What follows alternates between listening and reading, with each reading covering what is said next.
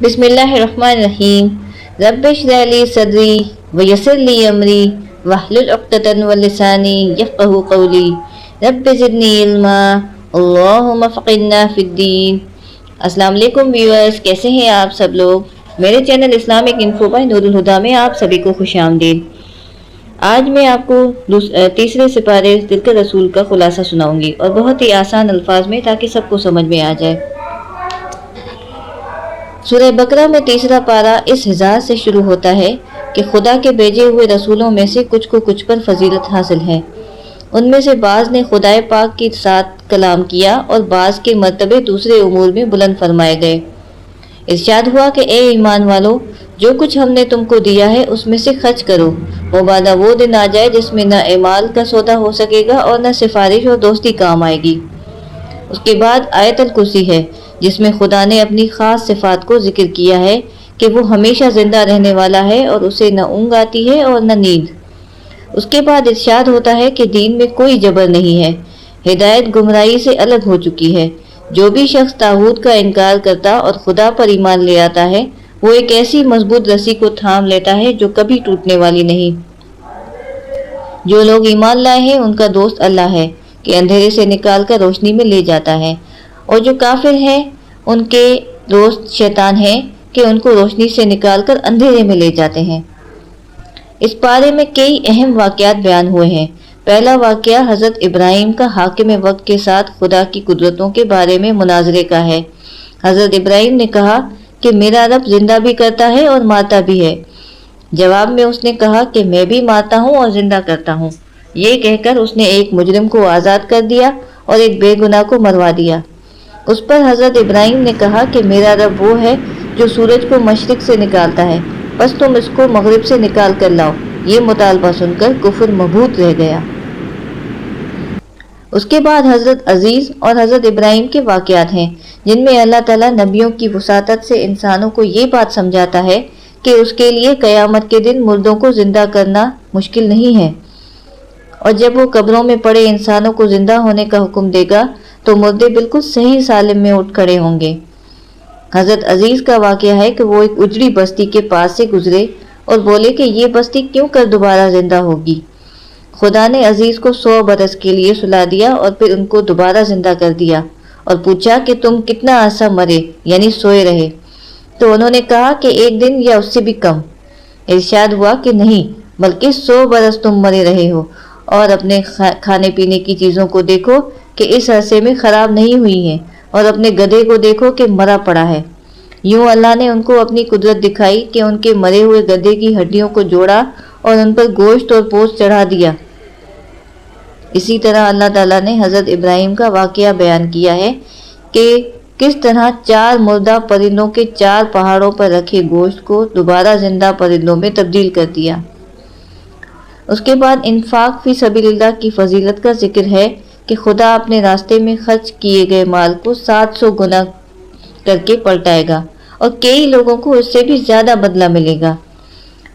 آگے سود کی مذمت کی گئی ہے، اور ارشاد ہے کہ جو لوگ سود کھانے سے باز نہیں آتے ان کا اللہ اور اس کے رسول کے خلاف اعلان جنگ ہے۔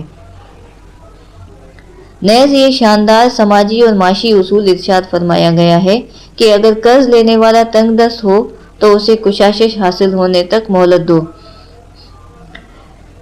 ارشاد ہے کہ اگر تم آپس میں کسی معین میعاد کے لیے قرض کا معاملہ کرنے لگو تو اس کو لکھ لیا کرو، اور بڑی تفصیل سے بتایا گیا ہے کہ قرض لینے والا بے عقل یا ضعیف ہو تو لکھنے والا کسی کا نقصان نہ کرے بلکہ انصاف سے لکھے۔ ارشاد ہے کہ ایسے معاملے میں 2 مرد گواہ کر لیا کرو، اور اگر 2 مرد نہ ہو تو 1 مرد اور 2 عورتیں، کہ ان میں سے ایک اگر بھول جائے تو دوسری اسے یاد کرا دے۔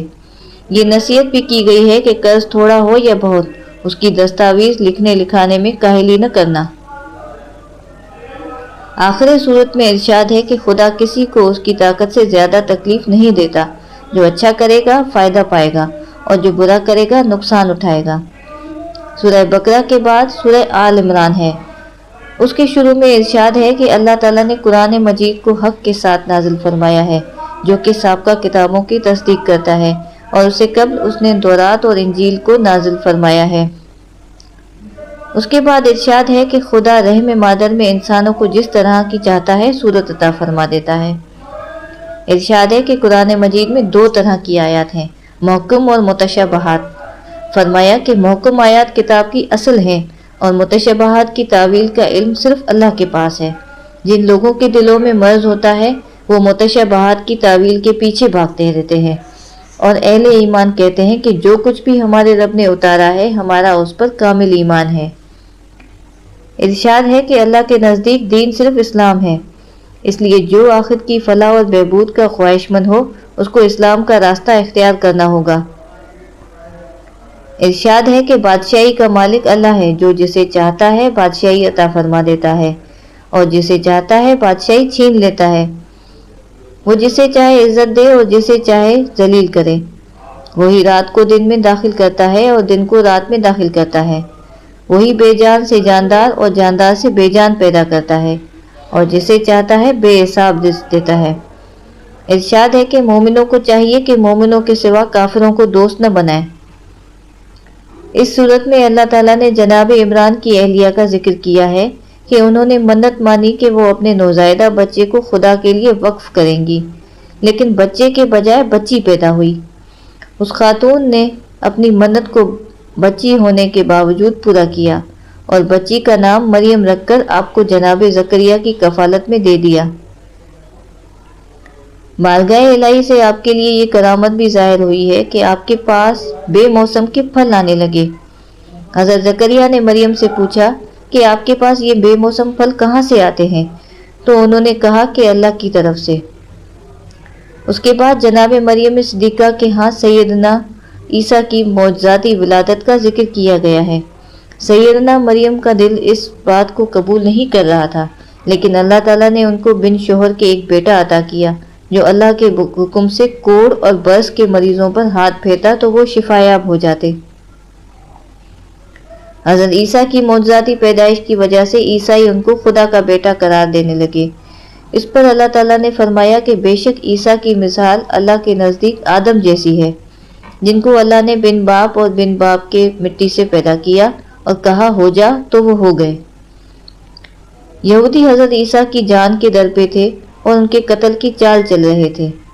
اللہ نے بھی عیسیٰ کو بچانے کے لیے چال چلی اور اللہ بہترین چال چلنے والا ہے۔ اللہ نے فرمایا کہ اے عیسیٰ، میں تمہیں موت دوں گا اور اپنی طرف اٹھا لوں گا اور کفار آپ کا بال بھی بیکا نہیں کر سکیں گے۔ اس کے بعد ذکر ہے کہ جو لوگ اللہ کے اقراروں اور اپنی قسموں کو بیچ ڈالتے ہیں اور ان کے عوض تھوڑی سی قیمت حاصل کرتے ہیں، ان کا آخرت میں کچھ بھی حصہ نہیں۔ اس صورت میں دین فروش علماء سو کا بھی ذکر ہے۔ ارشاد ہوتا ہے کہ اہل کتاب میں سے بعض ایسے ہیں کہ کتاب یعنی تورات کو زبان مروڑ مروڑ کر پڑھتے ہیں تاکہ تم سمجھو کہ جو کچھ وہ پڑھتے ہیں وہ کتاب میں سے ہے، حالانکہ وہ کتاب میں سے نہیں ہوتا، اور وہ کہتے ہیں کہ یہ اللہ کی طرف سے نازل ہوا ہے، حالانکہ وہ اللہ کی طرف سے نہیں ہوتا، بلکہ یہ لوگ جانتے ہوئے بوجھتے ہوئے اللہ پر جھوٹ باندھتے ہیں۔ اس کے بعد ذکر ہے کہ اللہ تعالیٰ نے عالم ارواح میں انبیاء کی روحوں سے اس بات کا عہد لیا تھا کہ اگر ان کی زندگی میں حضرت محمد علیہ السلام آ جائیں تو ان پر ایمان لانا اور ان کی حمایت کرنا گروہ انبیاء پر لازم ہوگا۔ آگے ارشاد ہے کہ کفر پر مرنے والے اگر زمین کی مقدار کے برابر سونا بھی لے کر آئیں تو اللہ تعالیٰ اس سونے کے بدلے انہیں معاف نہیں کرے گا اور ان کے لیے دردناک عذاب ہوگا۔ دعا ہے کہ خدا تعالیٰ ہمیں قرآن کو سمجھنے کی توفیق عطا فرمائے، آمین۔ تو کیسی لگی یہ ویڈیو آپ کو کمنٹ کر کے ضرور بتائیے گا اور اپنے دوستوں کے ساتھ شیئر کیجیے گا۔ چینل پر اگر نئے ہو تو سبسکرائب کرنا نہ بھولیے گا۔ ملتے ہیں اگلی ویڈیو میں۔ اللہ حافظ۔